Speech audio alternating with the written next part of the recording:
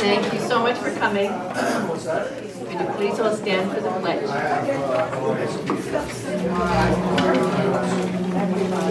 Pledge. I pledge allegiance to the flag of the United States of America and to the republic for which it stands, one nation, under God, indivisible, with liberty and justice for all.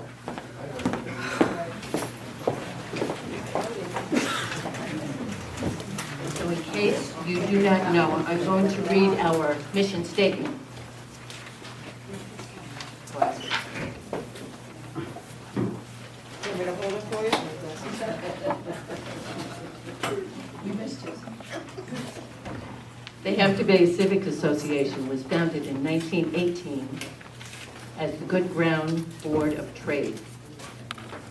Its stated mission was to promote the prosperity, welfare, and civic advancement of the Village of Good Ground by united effort and action in every possible lawful manner. Our continuing mission, the Hampton Bay Civic Association, is a 501c4 civic organization run by volunteers. Today we strive to continue to carry out the original mission of our founders. The Hampton Bay Civic Association advocates for the Hampton Bays community to protect our fragile environment and infrastructure and to maintain and improve the quality of life of its residents. We work to keep the community informed through our monthly membership meetings, email correspondence, and enhanced technology. We provide a platform for residents' concerns and proposals. As an unincorporated hamlet in the town of Southampton, we advocate for transparency, accountability, and inclusion from our town officials.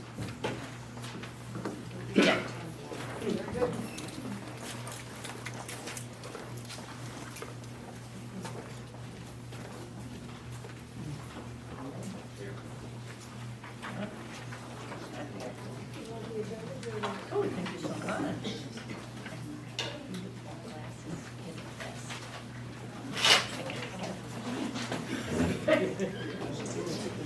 Takes a village. Do we have a quorum? Yes. Thank you. So unfortunately, our minutes could not get up on the website. They really are there, they're just kind of hidden because I didn't do it right. And our tech man couldn't get it done for us in time. So anyway, the minutes were in the back. They were also on the sign-in sheet. So we need to know if we have approval for the minutes of the last meeting. Only members can vote. So if you approve the minutes of the last meeting, please hold your hand up. Thank you. Nancy, can we have the treasurer's report, please? Our balance as of the No. Our balance as of the end of March, checking, is $19,036.29. I will remind you that we paid $2,000 for the concert that has not been cashed yet, so we really have $2,000 less than that. Revenue, which are dues, money, coming in was $634.40. And expenses was $558.78. Expenses really covered the software that we pay for every month for the website, for MailChimp, and for Member Planet, and that's $118. Calling Post, a map that Eileen, I guess, will talk about. Refreshments, and the $250 Eileen mentioned last month that we paid to help support the St. Patrick's Parade. Our membership is at, well, as of this morning, it was at 63.5%, and I'm hoping to encourage everyone who is not renewed or new members, new prospective members, to move forward on that, please. I'm happy to say that we've got several more renewals this evening. I would like to say something, to share some information. I hope you won't feel it's inappropriate. Last month, Friends of the Library Committee talked about an event, so I really just want to share this information. Evidence of the work of the Hampton Bays Beautification Association can be seen along the entrance to our hamlet on Route 24 with the lighting, the maintenance, the shrubs, the flowers, the signage, and with the flowers in town and the Vest Pocket Gardens, Sculpture Gardens. I mention this because they will be hosting its 40th annual garden party in June. It's a fundraiser, but last year when I was chairing it, I'm happy to say that tickets sold out within 3 weeks. So I'm mentioning this to you to let you know that if you are interested in finding out more about it, you can talk to me later. Or if you want to buy tickets, I will be dropping them off at the library and Fandango on Friday afternoon. Thanks.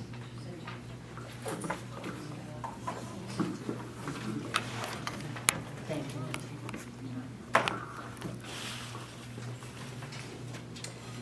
So tonight we were supposed to have the new owner of Ricky's Plumbing, which is over on Palmquag by the railroad station, but they had to cancel. We'll get them here. They wanted to present what they're going to do with that.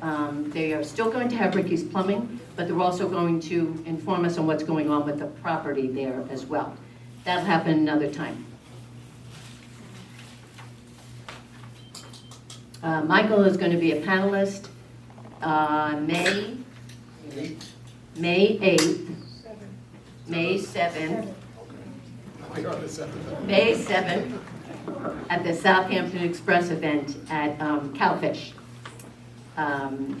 We'd also like to know if you would be willing, we need a few volunteers to help us review the bylaws, see what we might need to revise or change or add.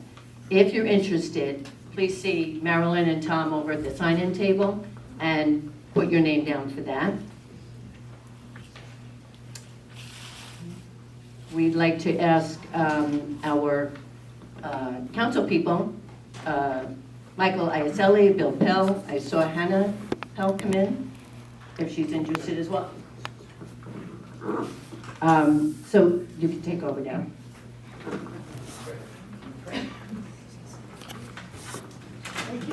Do you need the mic? Do I need the mic? Yes. You're good? You'll have all your, No, you you don't need need the the mic. mic. I need it. Some are saying I need it, so I'll just do it just in case. All right. How's everybody doing? It's a beautiful, beautiful day. You're all in for a really special treat. Lynn Arthur is here and is going to be talking a lot about some of the great initiatives going on in the town and the county as it pertains to septic improvement grant funding. I'm happy to say that just last month, the town board passed a resolution to abolish the tier system, where applicants in the town of Southampton, if they're seeking for septic upgrades, would be relegated to 2 different types of tiers, priority tier and a secondary tier.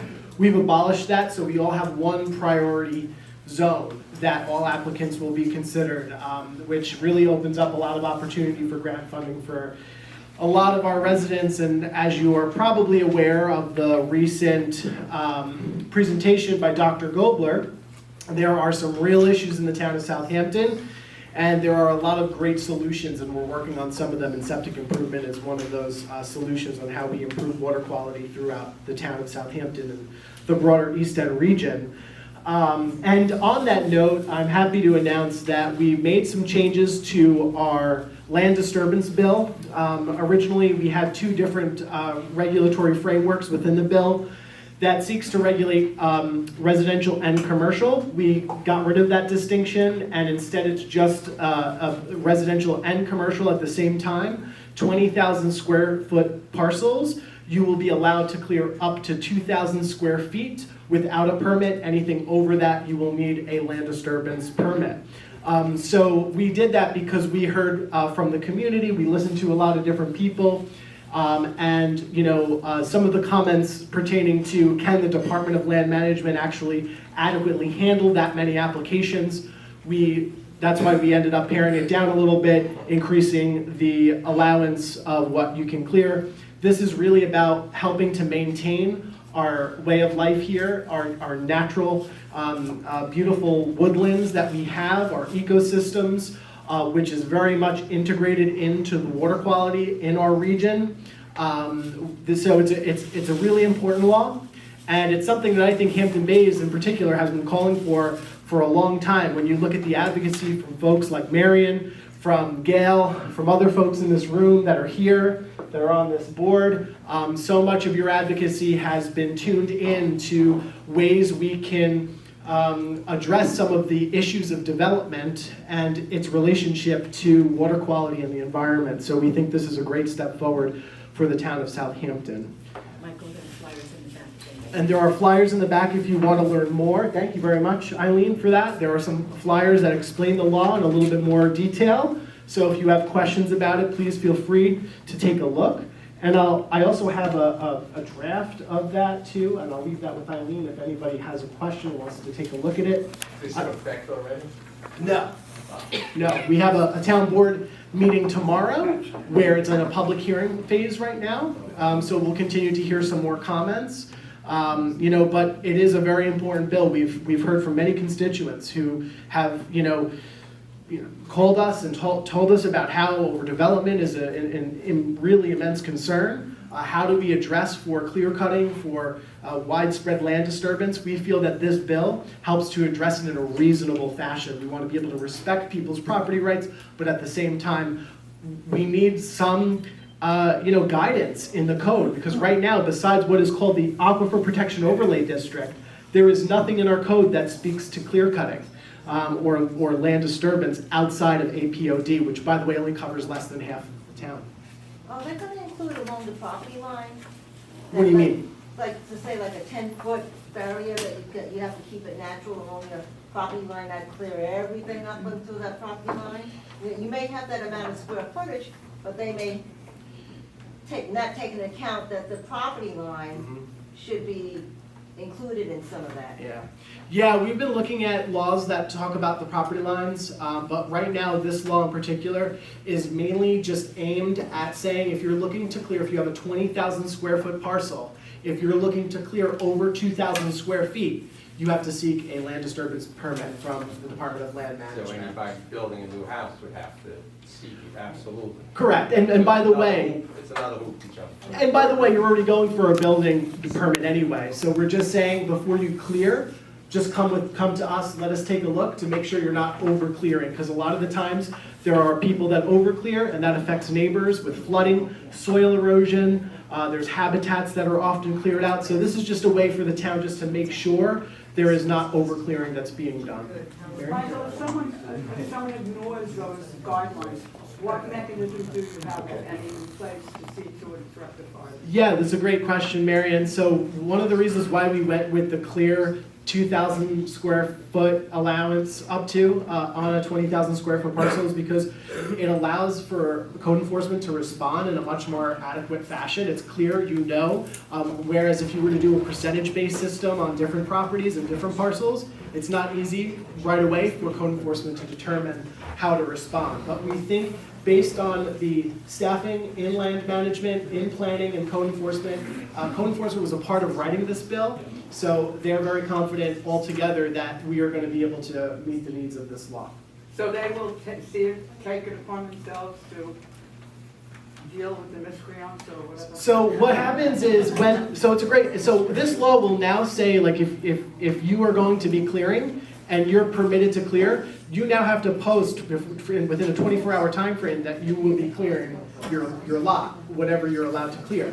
So it actually creates a notification system, whereas previously you only got a notification system for building.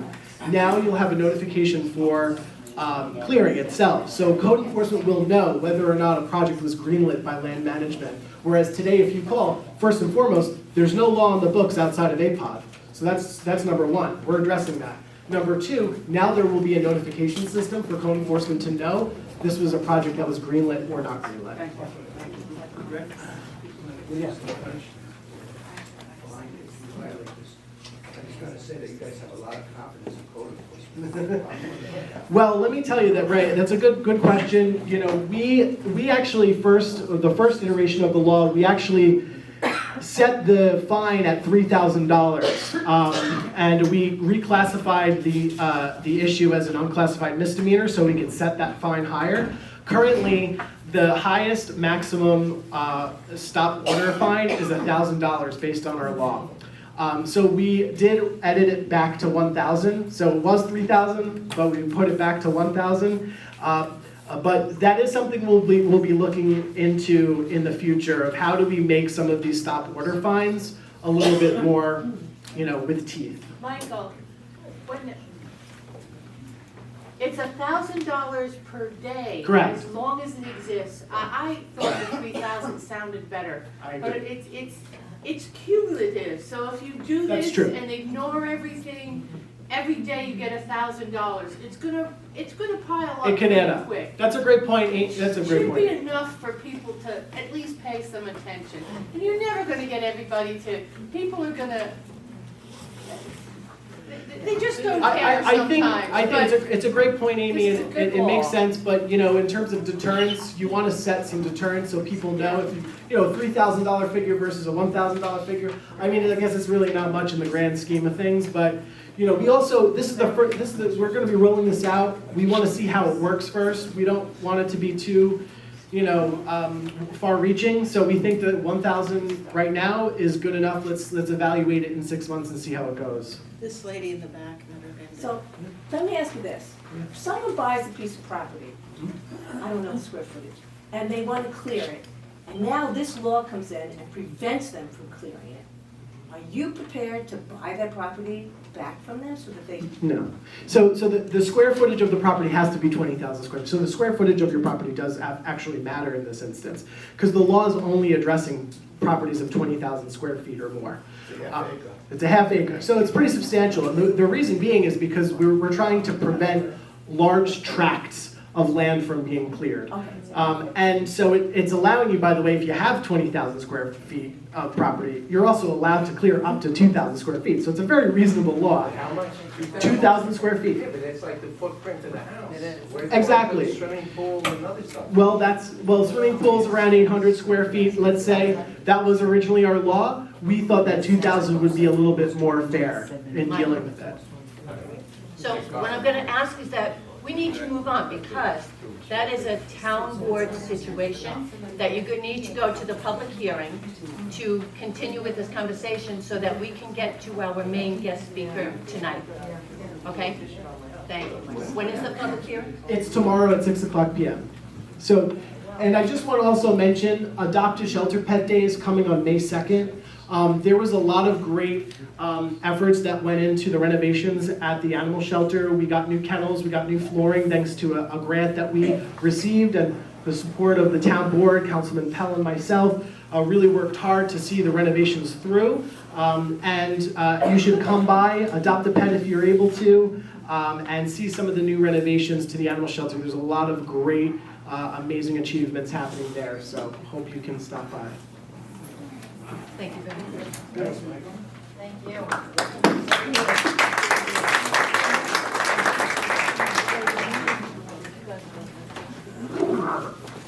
Oh, everyone, I always like going after Mike because he does all that. Only thing I really have really to be bought on is Kennedy Park, and I bought some paperwork from my friend Jim over there. We pretty much know where the permit is sitting on whose desk. So I have an email I'm gonna give Jim. Maybe he can get a few people to email this person and tell him to get it moving. Because we originally applied for this permit back in October. And it's been going back and forth, we do this, we do that for them, but we have not got it yet. And, Hold the mic up. sorry about that. And pretty much, once we get the permit, the bid packages are ready, we're ready to go out to bid, but we just need the permit. That's what's the holdup. We're trying to have it done for the summer, but right now it doesn't look like that. Maybe halfway through the summer. Thank you very much. Anything to report? I don't have any updates. The trustee's property is like aligned with. So most of you know, we have a property adjacent to Penny Pond Park, so the trustees and the town board, we're working on it together. So our bid is going out with the town board, so it'll all get done at the same time. Those are all my updates. Thank you very much. Thanks.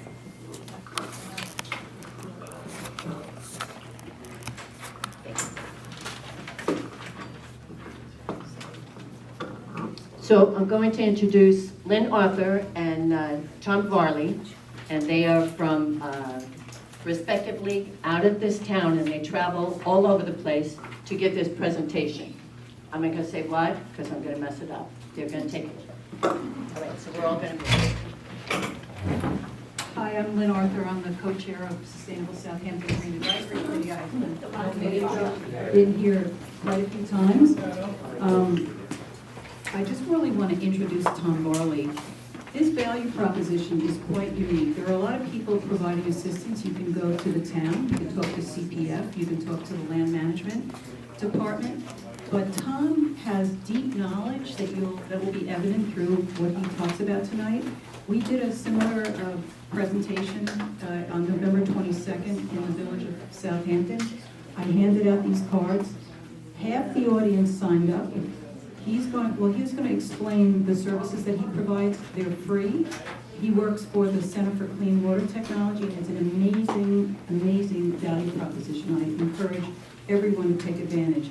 I've handed these out already on this side of the room. I'll put these in the back of the room for those of you on the left. And Tom, go ahead and introduce yourself. Well, it's great to see a lot of people out and about on a Monday night and hear about your hometown. So I'm going to give you a lot of information about septic tanks and the new low nitrogen septic systems and how it protects our environment, and more importantly, the steps that you can take for your individual property. I do have, beside those cards, I do have a flyer in the back that gives you a little bit of information, but I also have a sign-up sheet. You put your name, address, and email, then I can follow up with you. Typically what I would do is I would give you information, detailed information, that some of it I'm going through now, but this would discuss, the whole process of the septic upgrade. And important is that I also offer to actually fill the applications out for you, but I need to get permission to do that. So a lot of homeowners have taken advantage of that, and it's really been beneficial. It's not hard, but there's a lot of different programs, and each one works a little bit differently. So with that said, I'm just going to go through the presentation, and then we'll follow up with some questions. Hold on one second.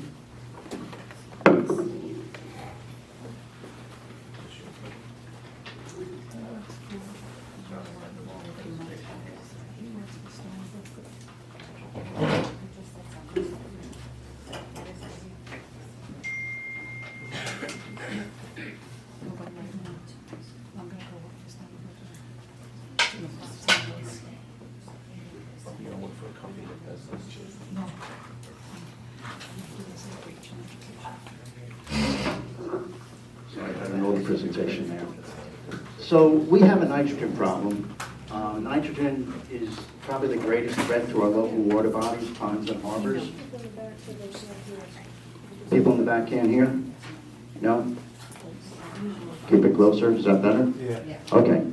So nitrogen is a big problem for our local harbors. What it does is it chokes the oxygen out of the water, increases toxic algae, so you get these harmful algal blooms. You get fish kills, it gives you shellfish poisoning, and it's all related to excess nitrogen in the groundwater that's entering our water bodies.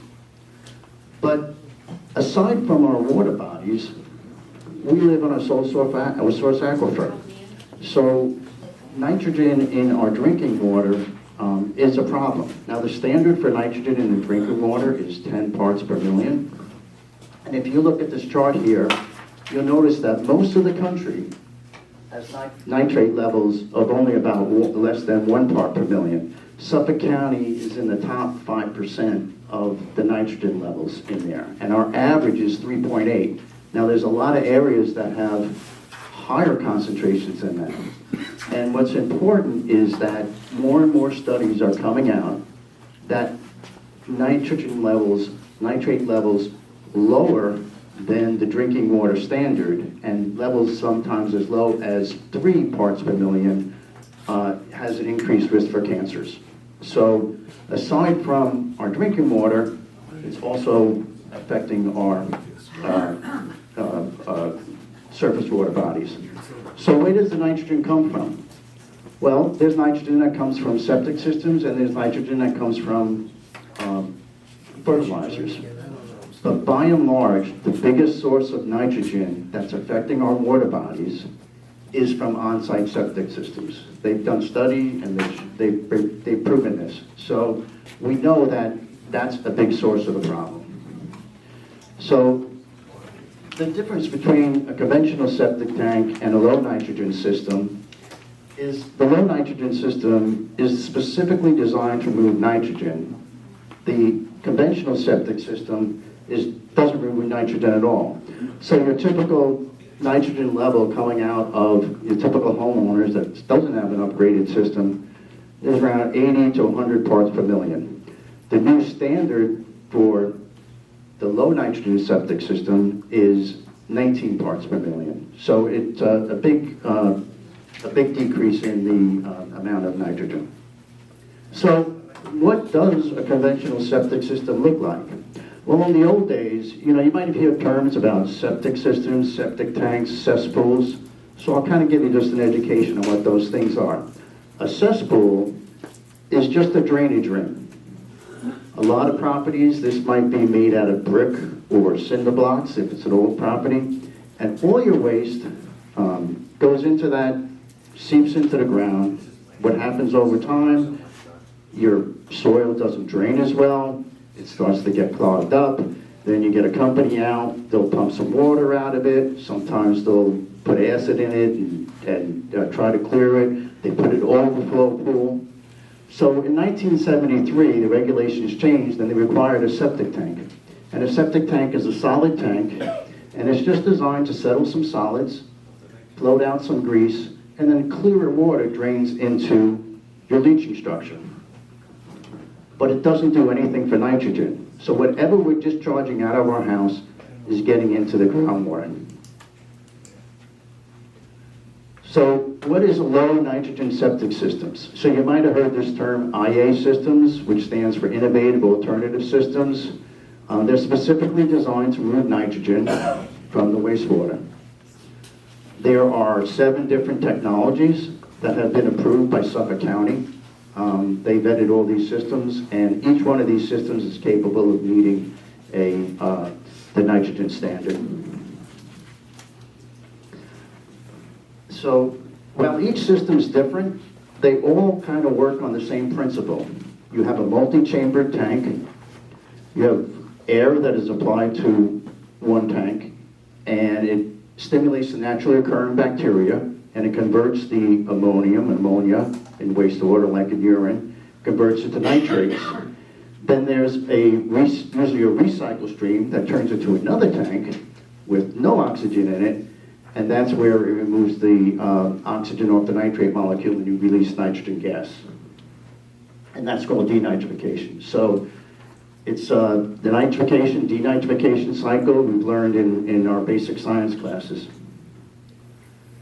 So the center is also working on other technologies. One of the things that we're doing, I want to mention to people, is we have an additional grant to add what we call a wood chip box polishing filter onto an IA installation. So you upgrade your septic tank, we'll pay for the install of an additional component to that to remove more nitrogen.